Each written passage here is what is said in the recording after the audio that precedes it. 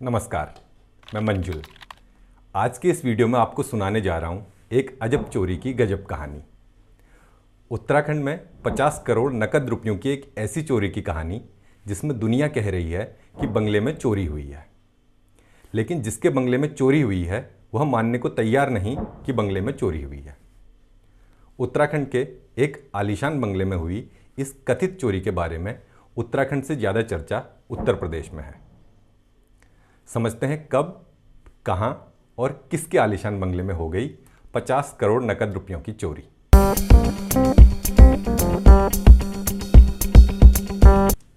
पिछले दिनों समाजवादी पार्टी के अध्यक्ष अखिलेश यादव ने एक ट्वीट किया और साथ में चस्पा की एक खबर में लिखा था कि सूबे के एक पूर्व चर्चित नौकरशाह की उत्तराखंड में आलीशान कोठी से 50 करोड़ की चोरी होने की चर्चा इन दिनों नौकरशाही में खूब हो रही है।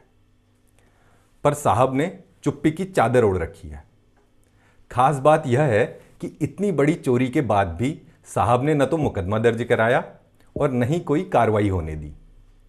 अंदर खाने ही चोरों का पता लगाने की कोशिश जरूर हो रही है। पूरा मामला गोपनीयता के साथ निपटाने के जतन किए जा रहे हैं। इसलिए चोरी से अधिक चर्चा मामले पर चुप्पी को लेकर है। गोपनीयता का आलम यह है कि साहब के बगलगीरों को भी इसकी भनक नहीं लगने दी गई। अब तो अफसरों की शाम की पार्टी में भी इस पर चर्चा हो रही है।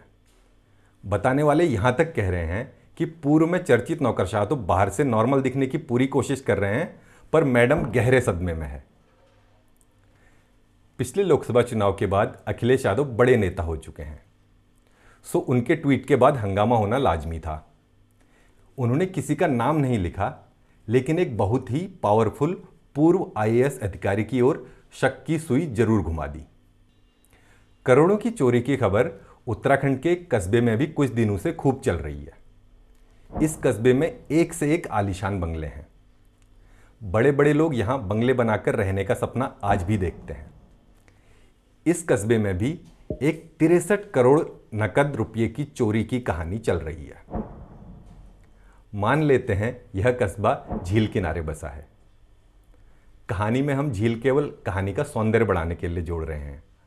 अब जैसा कि नियम है, पहाड़ों में सबसे खूबसूरत जगह पर अधिकारियों और नेताओं के ही बंगले होते हैं, तो मान लेते हैं इस झील किनारे एक आलीशान बंगला है।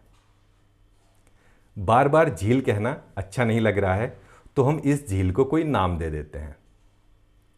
नैनीताल नाम काफ़ी कॉमन है, तो चलिए हम इस झील को भीमताल कह देते हैं। तो भीमताल कस्बे में झील के किनारे बने एक आलीशान बंगले में अक्सर ताला लगा रहता है। कहते हैं कि बंगला किसी बहुत बड़े रसूखदार परिवार का है। मतलब इतना रसूखदार कि झील के किनारे इतने सुंदर बंगले का इस्तेमाल वह केवल कैश रखने के लिए करता है। कैश मतलब खूब सारा कैश। एक दिन कोई चोर बंगले में पीछे के रास्ते घुसता है और शायद इतने सारे नोट देखकर हार्ट अटैक होते होते बचा हो। अब उसके सामने एक बड़ी समस्या थी कि 63 करोड़ कैश लेकर जाए कैसे। मतलब 63 करोड़ रुपए के नोट सारना अपने आप में मजदूरी हुई।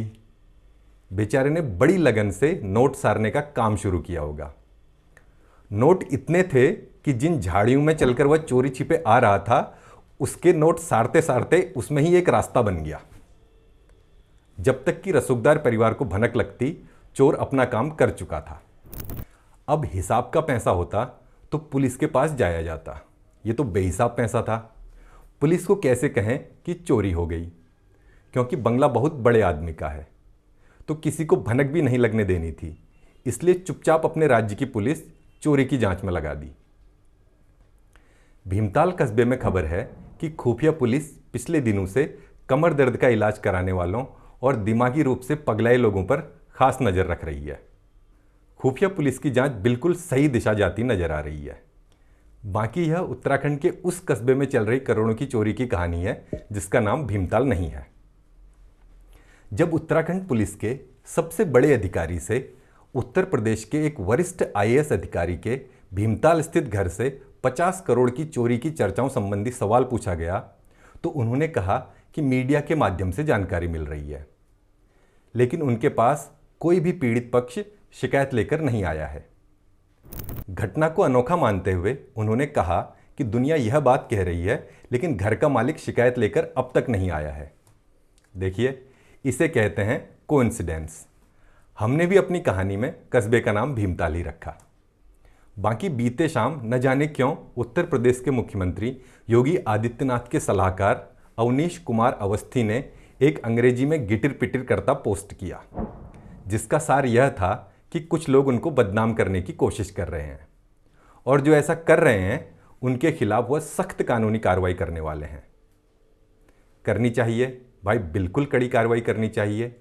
मतलब उत्तर प्रदेश के मुख्यमंत्री योगी आदित्यनाथ के सलाहकार को कोई कैसे बदनाम कर सकता है? कमेंट बॉक्स में बताइए अवनीश कुमार अवस्थी ने ऐसा क्यों लिखा होगा और उनको क्यों और किस मामले में बदनाम किया जा रहा है।